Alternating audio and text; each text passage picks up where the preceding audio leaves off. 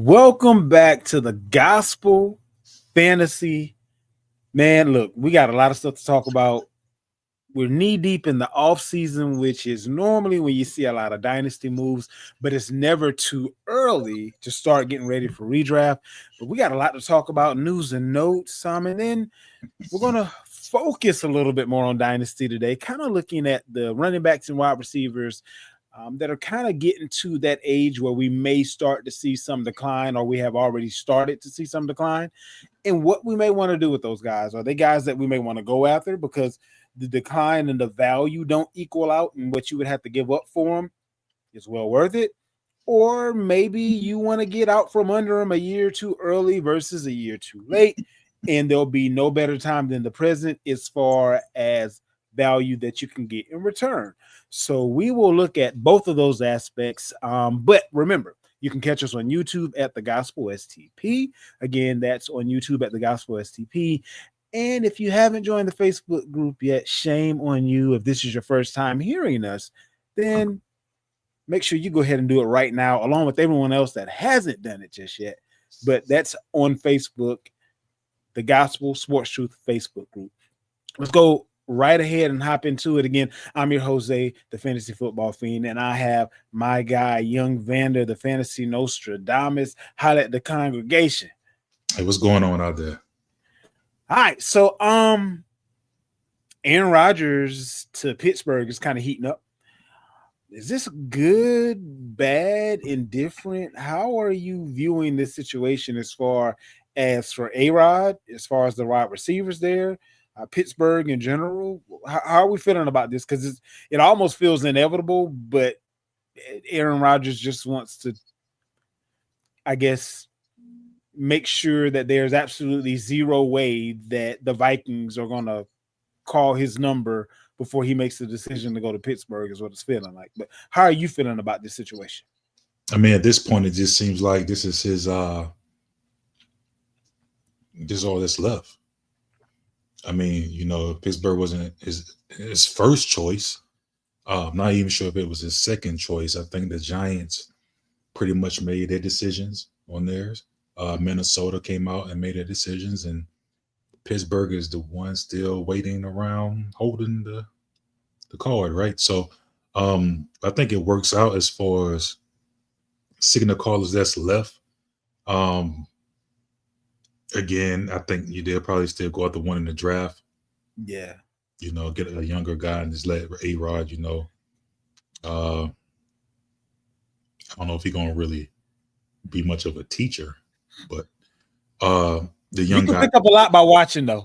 right? That's That's about okay. all The you're young gonna guy, get from him. But you can pick right? up a lot He from can have to watching sit back someone do and watch. something the right way. Yeah. Again, and no knock on A-Rod, because I mean that's what he got.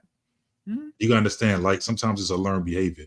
Brett Favre did him that way when he was there, right? Brett Favre wasn't the jolliest and most helping guy ahead anyway. It's like this guy's trying to take my job, so just pay attention. You know what I'm saying? And that's probably why A-Rod maybe he adopted some of that. But I think as far as Pittsburgh goes, I think it's good for the offense.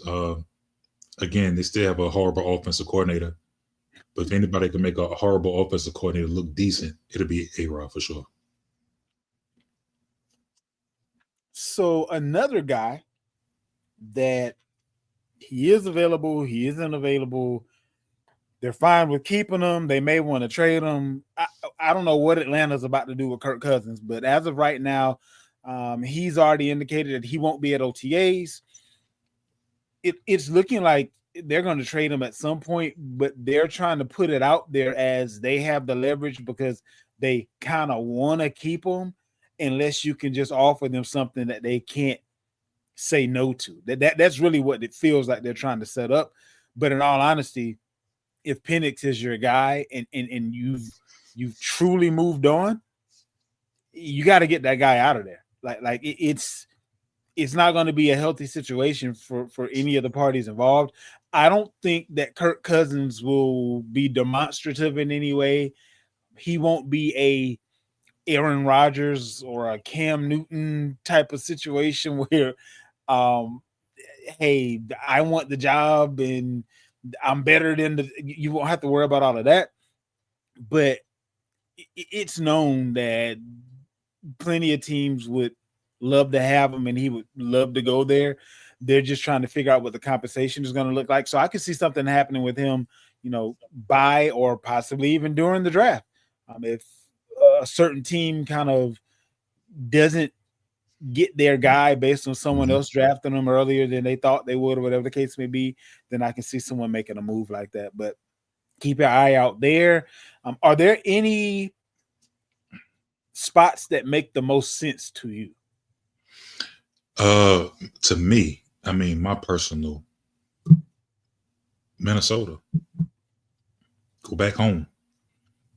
Being that you still have a young quarterback, working his way back off an injury, you can go right back, jump right back in. You know the system, you know the guys. For that 1 year, I don't. If that was going to be the case, I think they would have brought in Aaron Rodgers. And the only reason I'm saying that is, or what I'm trying to say is, I think that JJ is healthy. If he wasn't and they needed a stopgap, I think they've kind of moved on from. I do see your point as far as get fit, but I think they would have went the Aaron Rodgers route, put a Band-Aid on it for a year. Yeah. I'm not saying they're going to do this now. I'm just saying if it was me, I got you. The best stopgap would be Kirk Cousins because he's somebody that's familiar with the offense. And JJ McCarthy, even though I know he's the guy that was in waiting, but this is essentially his rookie season we're about to see, right? So why not have a guy like Kirk come in, show him the ropes? I think Kirk would be a better teacher than an Aaron Rodgers. I agree with that. Point, you know what I'm saying? I think Kirk would just be better for Minnesota than Aaron Rodgers in general because he's familiar with the offense. He already has a rapport with Justin Jefferson, with that, you know what I'm saying, the receivers and things of that nature. So I just think he will be the better fit. Now, as far as guys that actually need a quarterback, the Browns, I guess. I mean, at this point, everybody's pretty much got their guys moving forward, and the ones that don't is going to grab them in the draft, like the Tennessees and things of that nature. So, but I mean, now the Browns are drafting second. They can draft their guy too if they want to. They could, but I think they were really, and then again, they could very well go with a Shador, but the way things look like it's panning out, Cam Ward, they're not going to be getting him. Therefore, they'll probably take Abdul Carter, something like that. So, yeah, I mean, they could get Shador if they wanted to, but I think maybe just they don't want to be financially tied into anything. I think, right? This is just a cluster. You feeling the rest up there. You know what I'm saying? So I guess the Browns, like I said, that's left. There's not really any teams left that actually need a quarterback that's not in position to get one. Except Pittsburgh. I mean, you still have the Raiders. Yeah, but they got Geno Smith and they just gave him some money. Oh, right? Yeah. That's right. They just paid Geno. Yeah. You got Cleveland, and that's about it, actually, barring injury. So, another quarterback situation. We got Richardson and Jones set to split first team reps. Who's the better fantasy option for the players that they will be throwing the ball to? We already know as far as running is concerned that definitely gives a additional element. So a healthy Richardson would put up more points than Jones would as far as at the quarterback position. But looking at all the other positions on the field, wide receiver, tight end, running back, etc., which quarterback is actually better for the actual offense? At this point, I'm going with Jones. I think Richardson's shown you what he can do in this offense with these skill players. We haven't seen Jones with this good of an offensive line. Right. And maybe with a better signal caller, maybe he can, breathe some life into his own career. I mean, we've seen it done with guys like Geno Smith, right? When Geno Smith was with the Jets, you thought his career was done, right?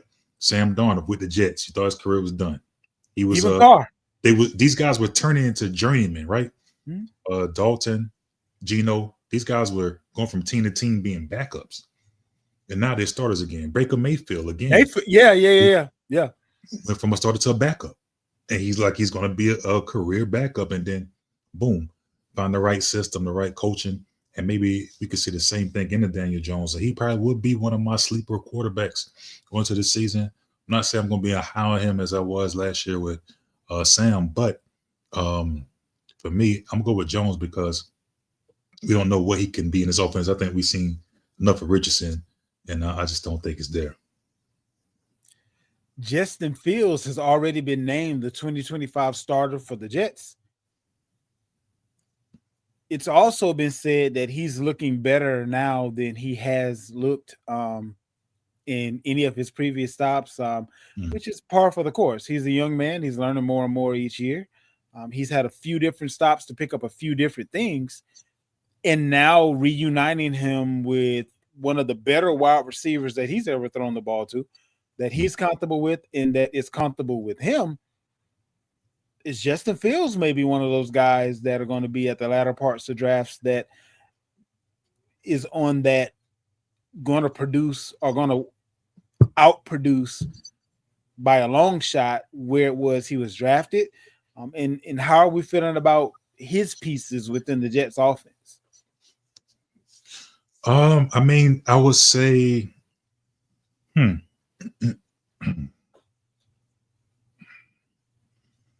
I'm more concerned about this signal caller, the OC, and how that's going to look because we've seen Justin Jefferson. He's now on his what? This may be his third or fourth. Yeah. Maybe I think his fourth different coach, right? So Yeah. let's see if he can get. He's had a new coach every year, basically. Let's see if he can get familiar with something. I don't give a damn how you look right now in your shorts and your helmet and how you look with a, you know, who cares? Yeah, you look good throwing the ball around right now. Yeah, that's cool. But let's see if you look how you look when Miles Garrett chasing you around the field and all that kind of shit. Right? So I'm at that point right now. So right now there's nothing to really see here. Yeah, you have some familiarity with Garrett Wilson. That's a great thing. We've seen wide receivers have good fantasy seasons with him, like DJ Moore had one with Fields. So we know that could happen. So I think Wilson will be okay. But as far as everything else, let's just see how it looks, how his offense looks, how he looks, and how the comfort level is.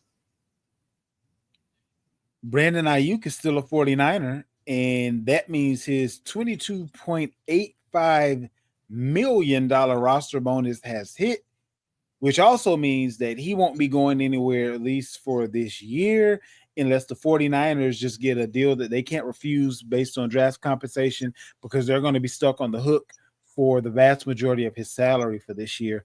How are you feeling about Brandon Ayuk's prognosis? Is he a guy that you attempt to go get on the low right now? Is he a guy that you're steering clear of because you don't have a sense of what his value is going to be? How are we feeling about Brandon? Personally, I'm not a fan of it.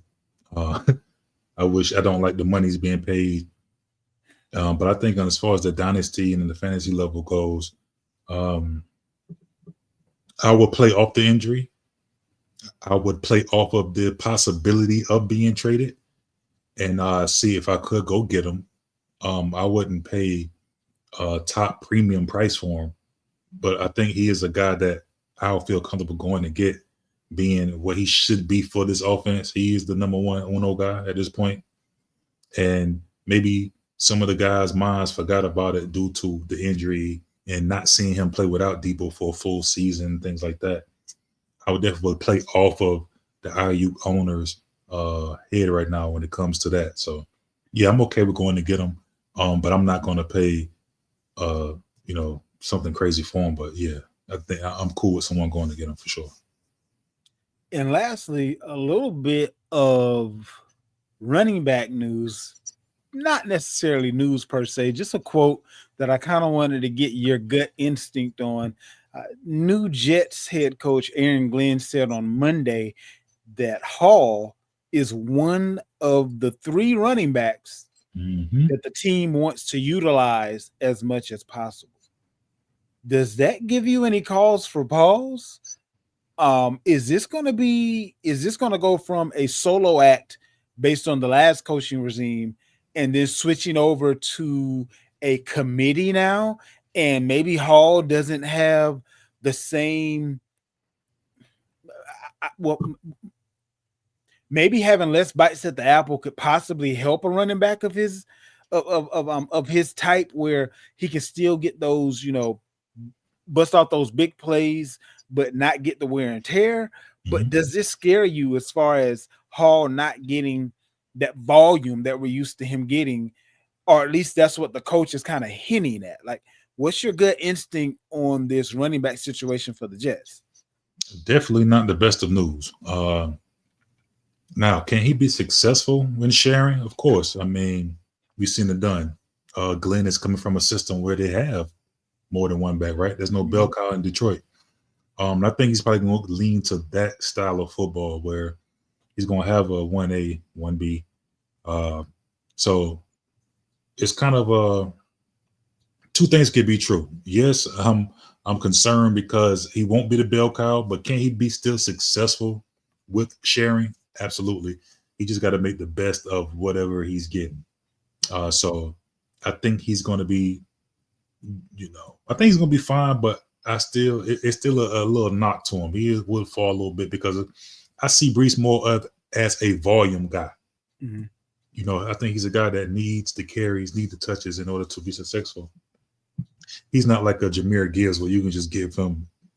He's gonna make the best out of whatever he gets. I don't see him as that guy. I think he needs the volume, and then eventually you see the production. So So I hear you saying he won't be as valuable as he has been in the past, but he still has value.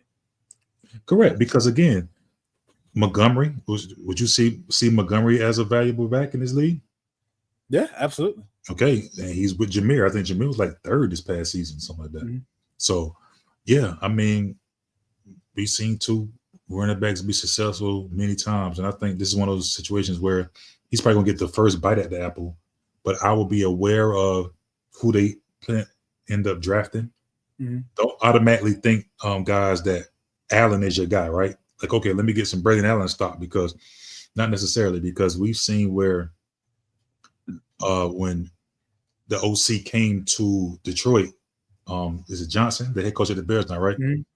And remember Swift was there, and it wasn't. They got rid of Swift, Yeah, you know what I'm saying, and drafted Jameer. yeah. So it's one of them things like pay attention also who the Jets draft in this. If you see them go up to running back, that's more than likely going to be your guy who they like. Because right now they just giving these guys. These are none of their guys that's in there right now.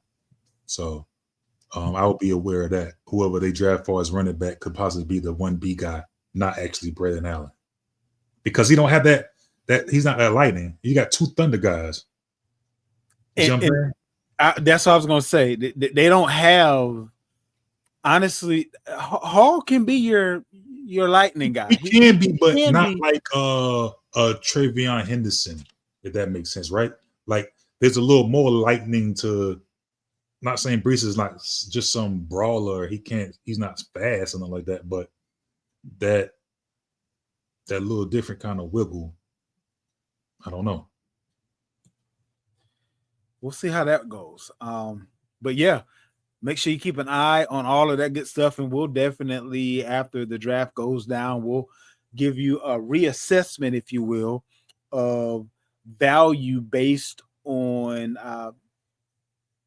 predicted volume. So with that being said, let's go ahead and get into the meat of the show. So traditionally speaking, historically speaking, if you will, we found that for running backs, we start to see your steepest declines between the ages of 28 and 30. And that's right around the sixth to the eighth season in the league. And honestly, you start to see a bit of a decline at the age of 26, again, historically speaking.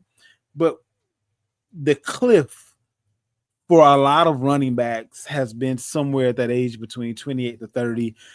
Conversely, as far as wide receivers are concerned, they tend to last a little bit longer. So for my money, I tend to attempt to go wide receiver heavy when I'm looking at dynasties because they're going to give you a little bit more longevity. They'll be in their peak a little bit longer, if you will. But we're going to go over some running backs as well as wide receivers that are in this age range that we're speaking to, where we're going to start seeing some declines are likely, if you will. And we want to get you ahead of the power curve as far as is this a guy that maybe you want to go grab because the value that you're going to be able to get based on what you have to give up is going to make it worth it, even though they're an elder statesman? Or is this is somebody that you want to go ahead and trade right now because you're never going to get more for them than you can this offseason? So we'll go through a few names and we'll give a few opinions as far as that is concerned. So the first few guys up, we have Raheem Mostert, Derrick Henry, Alvin Kamara, and Austin Eckler. How are we looking at these guys? Are these guys that we might want to go after? Are there guys that we want to, if we do have currently on our dynasty teams, that we want to go ahead and push on down the road? How are you seeing it for this year and for the next couple years? Obviously, Now this is strange because there's one more thing that's missing, and that's when you just stay the course, right? I think Derrick Henry is one of those guys where he's been hearing the noise for the last 3-4 years. Oh, this is the year he's about to fall off. He's getting old. He's 30 now. He's falling off. He's going, and he never disappoint. And I think he's one of those guys where you just have to stay the course and you just ride it until the wagon you don't trade him. You roll with him. Do you go get him? No. Yeah, but what kind of compensation you gonna get? If you, what would you think is fair? I'm a gambler. I'm a gambler guy. I'm gonna do things the guys, the experts, are gonna say don't do. If I'm at the back of the first round, I'm trading for Derrick Henry. That's just me. But a lot of people feel like that's too much of compensation for this old of a running back. But if I'm in win mode now and I'm trying to win now, if you got 112, hell, go for it. You know what I'm saying? I just think guys like him and Kamara as well, you kind of want to hold put if you're the owners, unless somebody blow you away with a deal. But again, their coach came out, I think yesterday, and said Kamara's going to be a big part of this offense. We've seen Killer Moore, running backs in the Killer Moore system. I like Kamara. I think he's one of the guys that's, he's going to show you something a little different in this style of system. As far as Mostert and Eckler, hell, you shouldn't even have them probably anyway, right? Don't go by that. You know what I'm saying? Nobody is buying Cole. You know what I'm saying? We hear Cole is who invests in Cole anymore? Is Cole even a valuable asset anymore in the world? In West Virginia, it is. That's so about it. There probably some Cole at this point. I wouldn't. Hell, if somebody want to buy them, sell them. I'll sell them for third round picks at this moment. Okay. Just let them go. I think you'll find way more value in this, especially in this upcoming draft. There's a ton of rookie running backs that's probably going to pay dividends for you. So I'm letting them go for the low. And if I'm a Henry owner, Kamara owner, I'm staying put. I'm not trading them unless I'm just blown away. And I'm okay with trading a back in first round for both of those guys. That's just me. A lot of people be like, no, this is my first round pick. This is my first round pick.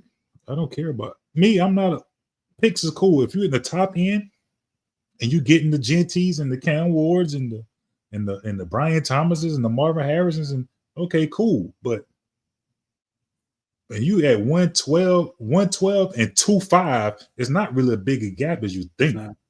Right? So yeah, 112, I make it looks good because it's a first round pick and you sell it that way. Man, this is a first rounder. It's really like a high-end second rounder, right? A glorified 2. You know what I'm saying? So yeah, I'm selling that. Few other guys here. We have Kareem Hunt, Aaron Jones, Joe Mixon, James Conner.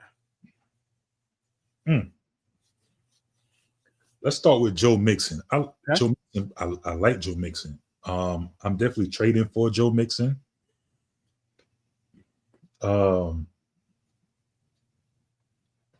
I'm trading for Joe Mixon, and I'm keeping Joe Mixon if you're a Joe Mixon owner.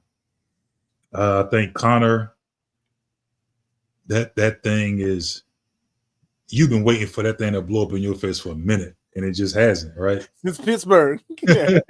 I'm getting rid of Connor though. I think it's a perfect opportunity. You sell the last couple years of health and production with him, and you sell that. I'm okay with getting rid of him. And I wouldn't go trade for Connor. So you don't trade for him. If you're the Connor owner, you let him go. Kareem Hunt, 3rd rounder. Don't trade for him. And if you have him, hell, I have him in the league, and I can't even get a 3rd for him. Like, nobody would give me a 3rd for him. I'll take a 312 at this point. I'd rather just free up the roster space and give him one of those last minute gems rookies that's coming up. So I like him as a handcuff if you have Isaiah Pacheco, who hasn't shown himself to be as healthy. However, as you stated a little bit earlier, you have to look out for the draft and see. Even if, as far as running back is concerned, it don't matter. They can draft somebody in the 6th or 7th round. You still have to be cognizant of the move that was made, because you don't have to draft a running back that high that will fit your system. And Andy Reid is known for bringing in guys that may have been undrafted free agents, and they just fit the system. So, well, they just brought in Elijah Mitchell as well, so don't forget he's on the team. Not worry about him. He stay hurt. He stay hurt more than Pacheco and anybody else. He hurt right now. And they also have it seemed like there's one more guy I'm missing. The dude that was the rookie. No. We thought he was going to be good, and then he ended up not even getting on the field at all. I forget his name. Yeah, but not him. I can actually see the Chiefs drafting a running back as well. Possible, definitely possible. I could definitely see that. They pick up Keontae Ingram, so he probably won't be anybody as well. But yeah, I'm selling Hunt, and then the last one. What was the last guy you said? That was Aaron Jones.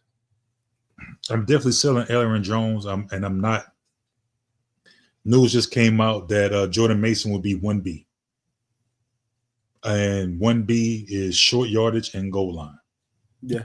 And with that, it's essentially what he's done his whole career. If you go all the way back to Green Bay, he was never a volume. Aaron Jones, I'm speaking to. He was never a volume guy. There was always another pounded guy, and he was like the 3rd down, but I can be lightning in a bottle and pop this 3rd down off to be a touchdown type of guy. So I honestly feel like it's putting him in a position that could give him a little bit more longevity in his career, however long that may be, even if that's still only a season or two. Yeah, but at what percentage? I think with those Packers teams, he was getting a bigger piece of the pie. So even though he was sharing with guys like AJ Dillon and something like that, I think his share of the pie probably was a lot bigger. And now that he is approaching the age, those are the younger years. Now that he is getting over there, I'm selling him. I'm selling Jones. For sure. I'm not buying for sure. I believe that he'll end up being the 1C back by the time it's all said and done. If Mason can reproduce a semblance of what there was in San Francisco, and also he's going to be on my list of running backs to go after. Speaking of Mason, value running backs, we'll talk about that a little bit in the future. Some other big names: Christian McCaffrey, Saquon Barkley, Josh Jacobs, David Montgomery. I would sell McCaffrey right now, and not because I think he's not going to give me something good. I think he's a sleeper, being where he's currently ranked, like especially in a redraft. But I think this is your last time to get top value for him. I think it's going to be your last hurrah. Yeah, I think he's still like 27, 28. So he's not quite 30 yet. I think he'll be 27. I think this is your last swing at it.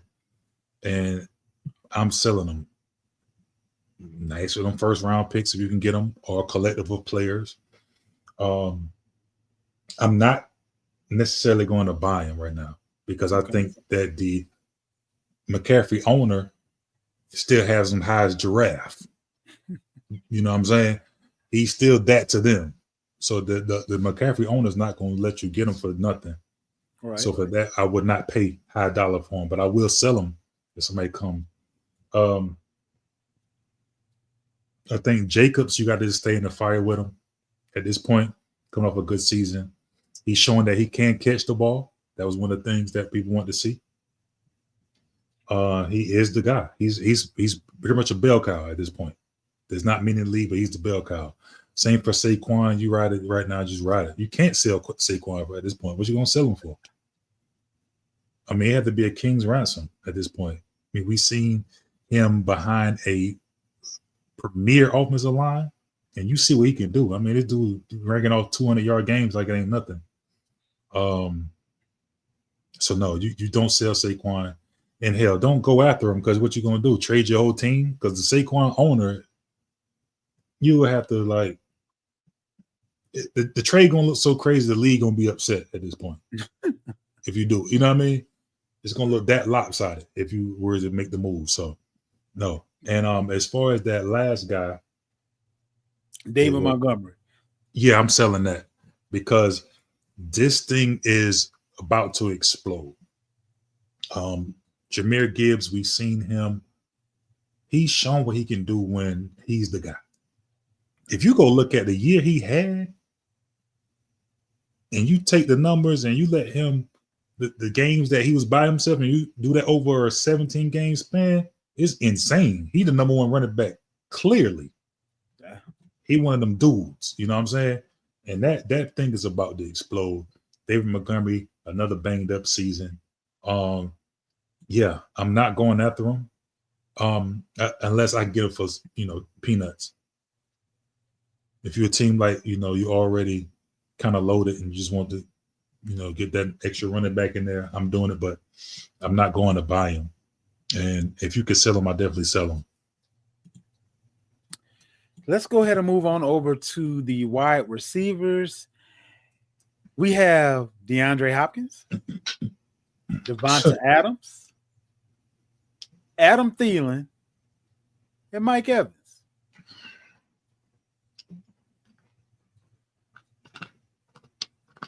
Adam Thielen, what are we talking about?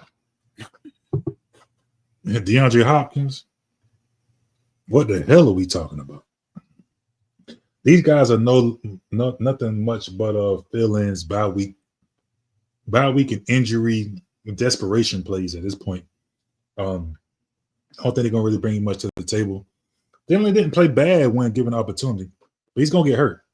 It's in the cards. He's definitely gonna miss some games. Again, these are third round guys. If you're the owner, sell them for a third round pick. Again, I'm a Thielen owner. I asked for a third round pick. No one came calling. So what is that telling you? Right? And I got Carolina Panther fans in the room. Not one person came calling. I'll take a third for him. Nobody's interested. So that's telling you everything you need to know about that. As far as Devonta Adams, I'm definitely selling if I can go younger. If you're the Devonta Adams owner, even though I think he's going to have a pretty good season, but this is going to be your very last time in order to get value for him. If you wait a year, like you was just saying, be a year too early than a year too late, because this is it. This is it. This is his last stretch, his last good contract. This is probably one of the better quarterbacks he played with. You know what I'm saying, besides Rodgers in the Green Bay days. But I'm definitely selling him, and I'm selling the news. I'm selling it to the guy that, hey, this is Devonta Adams. This is the best. I'm selling that part. But I'm not going to buy him. Okay. So for the guys that's listening, like, what do you mean? When I say sell him, that's if you're the owner. But don't go purchase him if he's not on your team. I don't think he's, it's going to be fair to you. If that makes sense. And lastly, the Mike Evans, sell. Okay. I know Mike Evans had 1,000 yards every season he's been playing. I get it. New OC in the building. And he's been playing well with any OC, any quarterback. I think him and Baker have a pretty good rapport.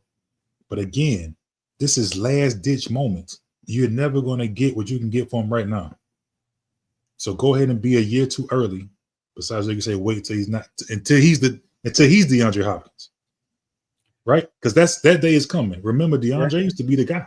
He was that man. He was a number one wide receiver in fantasy at one point. But now nobody wants him. And Mike Evans, his time is coming. So go ahead and sell now before you get to that point. And I'm not going to purchase him. So again, it's another one of those situations where if I'm the owner, I'm selling. And if I don't have them, I'm not searching for them. I think you can go out and find and go elsewhere when it comes to guys like that. So yeah, I'm definitely selling Evans. Last group of wide receivers here. Stephon Diggs, Tyreek Hill, Cooper Kupp, Chris Godwin, Brandon Cooks. So again, Stephon Diggs, Tyreek Hill, Cooper Kupp, Chris Godwin, Brandon Cooks. How are we feeling about these guys? Sell them all. Sell them all. Okay. Brandon Cooks. No, he just went back home to the Saints. Cool. And he's had a pretty decent season last time he played. I want to say that his last relevant fantasy season may have been with Derek Carr, if I recall correctly. And he's going to have maybe a game or two. But I think these are guys, again, third round pick. Just give me something for him. He's out of here. Cooper Kupp. Now I want a second round for Cooper Kupp at least. Okay. I'm going to try to see if I can steal 2 tools out of you. I'm going to sell the news. I'm going to Stephon Diggs. I'm going to sell the news. He's the new number 1 wide receiver in New England. Now, I think I can't see him having a pretty good season due to the offense he's in, and he's the number 1 guy. He should get the targets that he's looking for. I can see that. And I'm a purchaser of him. I will go buy him. So I will go buy Stephon Diggs because what do you think a fair price for him would be? If we're talking picks, I give you a second rounder for him. Early, mid, late? Mid to late. Okay. Now, do you think the Stephon Diggs owner is going to be willing to move him for a mid to late second? It depends on what kind of league you're in, because a lot of these other leagues I see trades, they will say that's too much. They'll think it's a third. But if you want to pay premium, if you're a good tipper, you know what I'm saying, then you pay the second rounder. But a lot of these leagues, they'll say a third is fair. And most of these people say a third is fair. But me, I like to be treated nicely when I'm in a restaurant. So I'm going to pay a little bit more.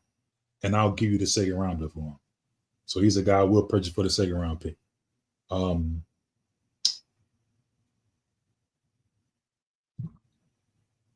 was the other names again? We had Chris Godwin.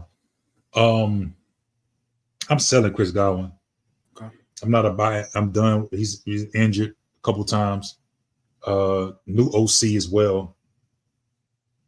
I'm not. This is a guy I'm not searching for. I'm not seeking him out. So I'm not a buyer. I'm not going to buy him.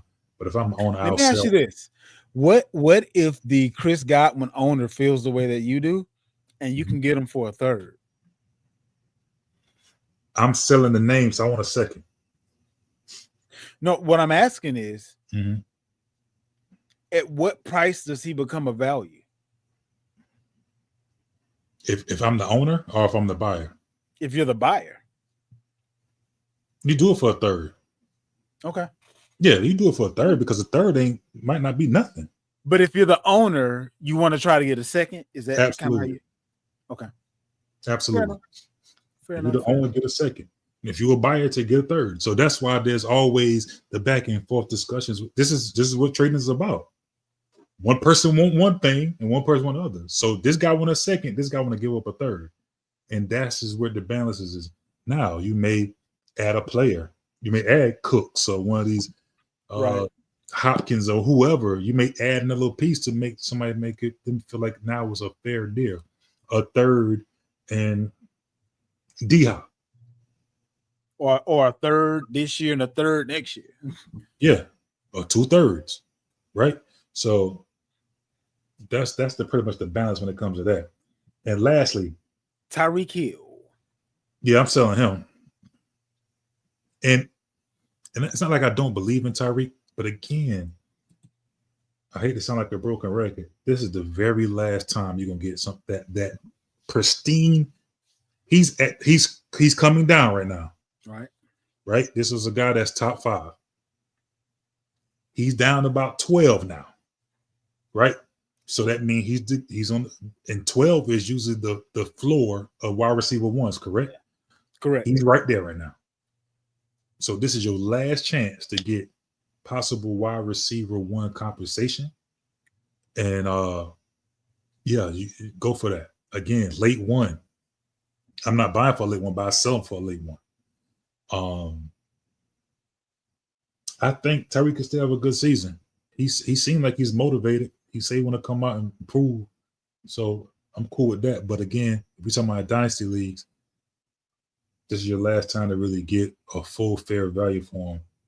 And I'm selling him. And that wraps it up for this week. We will be back to you on next Wednesday, breaking down the wonderful world of fantasy football. Make sure you tune into the Gospel Fantasy Football Show on next week. For this week, we out. And remember, always tell the truth and nothing but the truth. Y'all be easy.